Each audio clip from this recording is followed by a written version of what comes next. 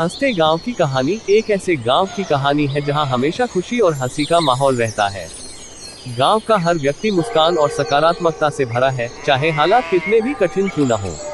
इस गांव का नाम है हंसपुर और इसका रहस्य वहां आने वाले हर बाहरी व्यक्ति के लिए उत्सुकता का कारण बनता है। कहानी की शुरुआत होती है एक पत्रकार रवि से, जो शहर से इस गांव के बारे में सुनकर वहां जाने का निर्णय करता है।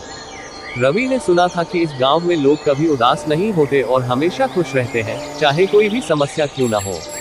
वह इस रहस्य को उजागर करना चाहता है और जानना चाहता है कि क्या सचमुच ऐसा हो सकता है। गांव का पहला दृश्य। रवि जब गांव में प्रवेश करता है तो उसे सबसे पहले गांव के लोग दिखते हैं, जो किसी न किसी काम में व्यस्त होते हुए भी मुस्कुरा रहे होते हैं। वह आश्चर्यचकित होता है कि इतनी साधारण परिस्थितियों में लोग इतने खुश कैसे हो सकते हैं। गांव का वातावरण हरा भरा और शांतिपूर्ण होता है, लेकिन कोई विशेष समृद्धि नहीं दिखती। लोग खेती करते हैं, पशुओं की देखभाल करते हैं और साधारण जीवन जीते हैं।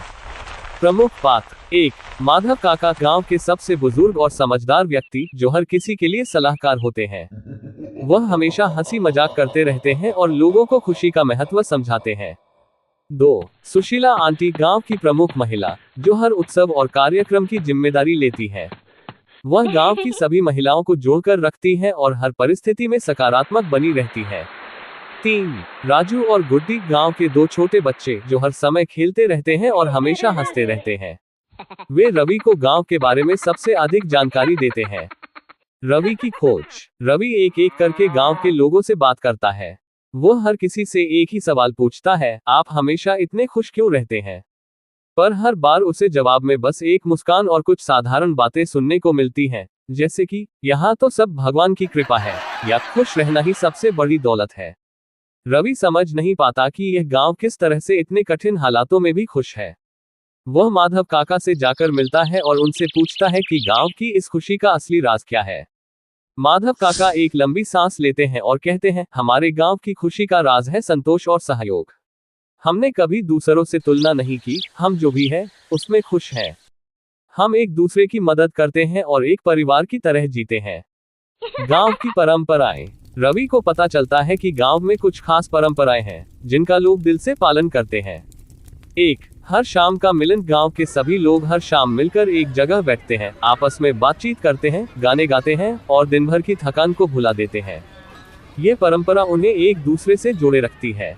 2. सहयोग का नियम। अगर किसी भी परिवार को कोई समस्या होती है तो पूरा गांव मिलकर उनकी मदद करता है।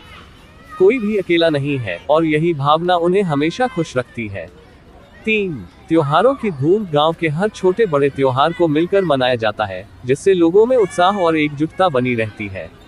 कठिनाइयां और समाधान। रवि को ये भी पता चलता है कि इस गांव में भी कठिनाइयां हैं, जैसे खेती में नुकसान, आर्थिक तंगी, लेकिन लोग इन कठिनाइयों को कभी अपने ऊपर हावी नहीं होने देते।